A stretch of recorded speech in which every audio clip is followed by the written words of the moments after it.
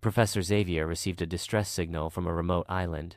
A group of young mutants were trapped, their powers unstable, and their lives in danger. He immediately assembled a team: Wolverine, Jean Grey, and Cyclops.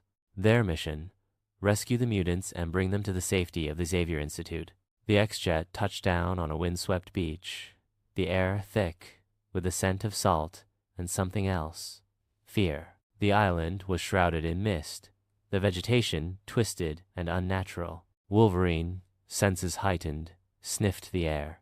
Something's wrong, very wrong. They found the mutants huddled in a cave, their powers flickering erratically. A young girl, barely 10, wept, her body crackling with uncontrolled energy. A boy, his eyes glowing red, struggled to contain his fiery power. An older teen, his skin shimmering with metallic hues, was unconscious, his body overloaded. These were the victims of the enigmatic Mr. Sinister, who had experimented on them, pushing their powers to the brink. Cyclops used his optic blasts to clear a path, while Jean Grey, her telepathy working overtime, calmed the frightened mutants. Wolverine, his claws extended, provided cover. They were outnumbered, outgunned. Mr. Sinister's henchmen were lurking in the shadows, their own twisted powers adding to the chaos. The battle was fierce. Wolverine's claws tore through the henchmen, his rage a force of nature.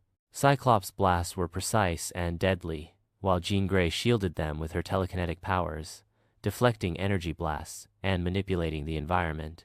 The young mutants, witnessing the X-Men's bravery, found strength within themselves. The girl's energy blasts, though still erratic, found their mark. The boy's fire became a controlled weapon. Mr. Sinister himself appeared, a chilling figure cloaked in shadows.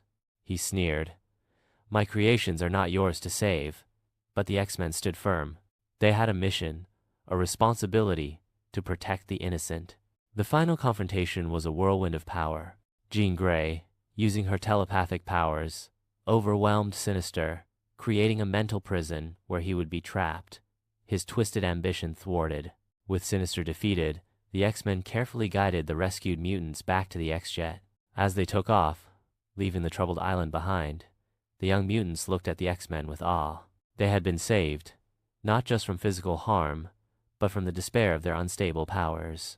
They were now part of something bigger, something hopeful, a community where they could learn to control their gifts, to embrace their mutant identity. The mission was a success. The young mutants were safe. The X-Men had once again proven their commitment to protecting those who couldn't protect themselves.